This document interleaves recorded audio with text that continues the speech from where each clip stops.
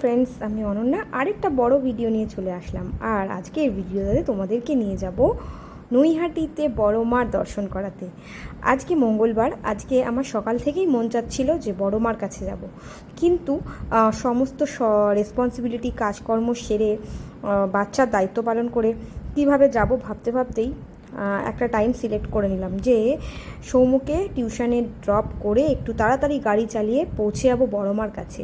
তো সেই রকমই হলো, সৌমুকে পড়ার ব্যাচে দিয়ে স্কুল থেকে আসার পরে পড়ার ব্যাচে দিয়েই বড় মার কাছে পৌঁছে গেলাম। বেশ অনেকটা রাস্তা আমাদের এখান থেকে, কিন্তু মায়ের কাছে যাব যখন মন করেছি মাই সব ব্যবস্থা করে দেন। তো ঠিক টাইম মতন মায়ের মন্দিরে পৌঁছে গেলাম।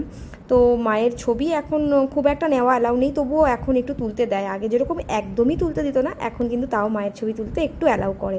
তো তার জন্যই মায়ের ছবি দেখাতে পারছি। দেখো মায়ের এত সুন্দর রূপ দেখে কার না মন ভালো হয় বলো, খারাপ মনও ভালো হয়ে যায় মায়ের কাছে গিয়ে একটু দাঁড়ালে।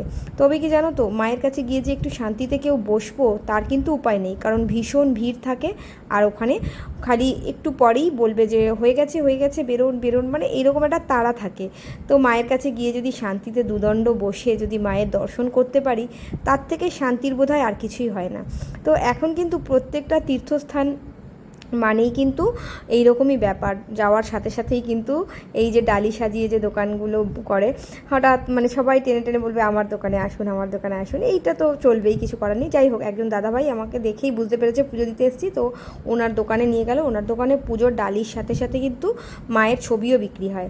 তো কত সুন্দর মায়ের ছবি।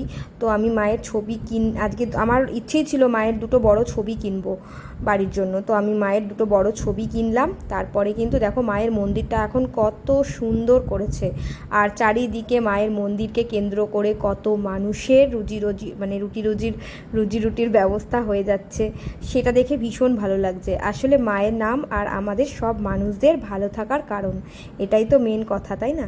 আর দেখো, ধর্ম যার যার, বড় মা সবার, সব থেকে বেশি ভালো লাগে এই কথাটা। আর তারপরে দেখো বেরিয়ে আমি কিন্তু একটু চটপটি খেয়ে নিলাম। দেখো আমি একা একা কীভাবে নিজের স্বাদ নিজে এনজয় করি, একা একাই চলে গেছিলাম স্কুটিকে নিয়ে, আর একা একাই কিন্তু ঘুরেও পুজো দিয়ে চলে এলাম সৌম্যকে নিয়ে বাড়িতে আবার।